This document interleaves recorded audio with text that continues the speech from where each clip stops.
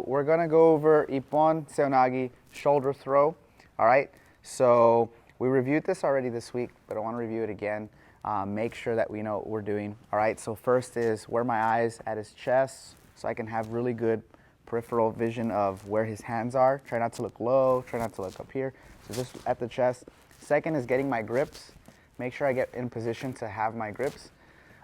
Third thing is, while I'm fighting for my grips, I don't want him to get a good grip for himself, right? So if I just go here and we exchange grips, that's not really good. So I want to be very active with my grips, right? He starts going for my grip, I'm able to hand fight, and I can start moving him around, okay? The next thing is, when I'm moving him around, I'm not using a whole lot of strength. I'm just using a pull action, maybe a push action, but everything is relaxed, okay? I'm not getting real tense.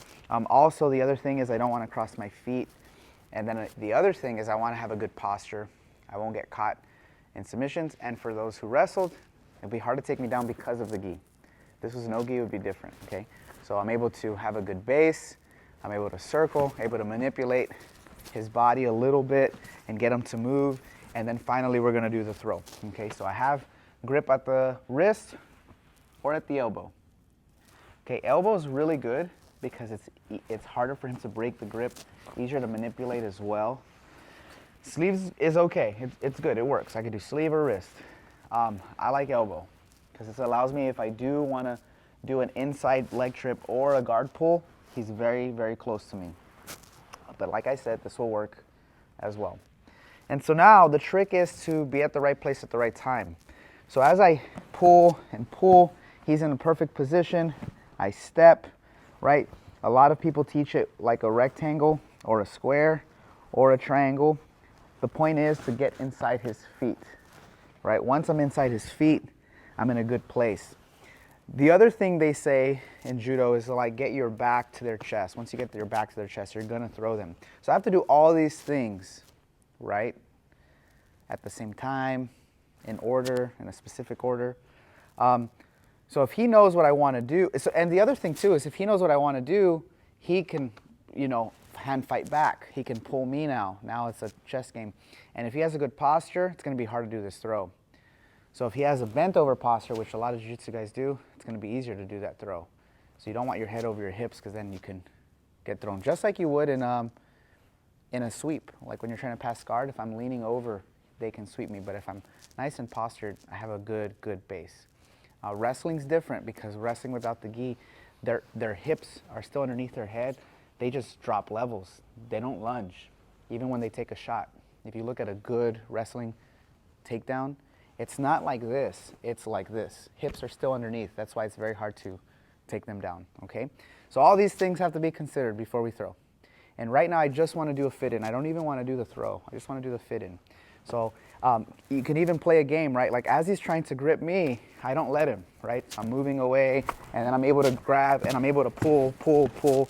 He starts backing up a little bit, and then now I can start entering, right? And when I'm ready to start entering, I go 1, 2. And remember, this grip here, almost like an uppercut, like I'm punching. A lot of people do this, it's fine, but not very strong. Some people do this, not very good. I'm almost gripping the inside of my elbow, looking at my watch, my invisible watch. So like this, bring my hips together, right? Hip hinge, my feet are close together, and I'm able to lift. So we have to do all that. And the best way to do it is slow. That's the best way to learn. So we're in our groove.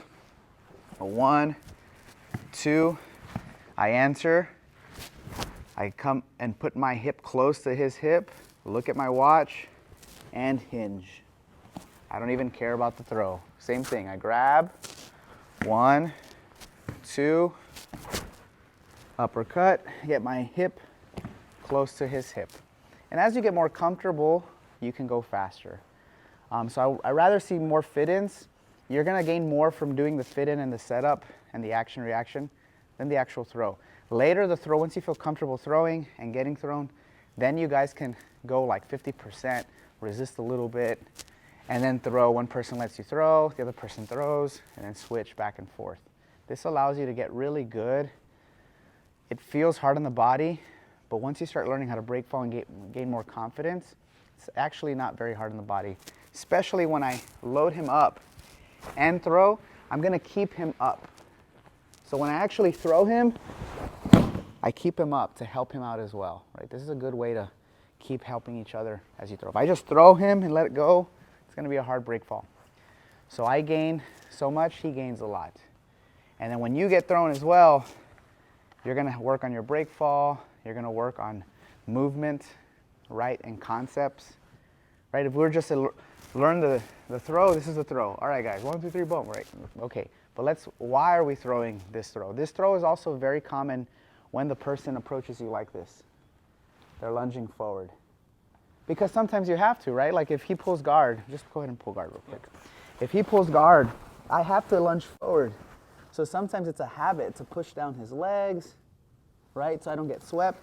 So we bring that habit to the stand-up game, and then we start approaching it like that as well, where the guy starts doing this. And that's a great opportunity. If he starts lunging forward, oh, that's great. Now I pull, and now it's easier to get into the same position. And you could do the other throws with the modified grips, right? Same exact thing. And then later, you'll chain it. If it's not there and he steps back, then I can start doing my leg trips, right? So and not only that, you can chain it to other stuff too. So really working with movement, right?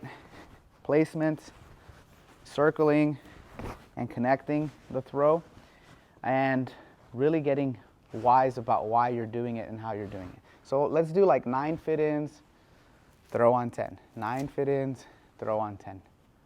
Okay? Any questions, guys? None? All right, let's do it. Hands up. 1, 2, 3.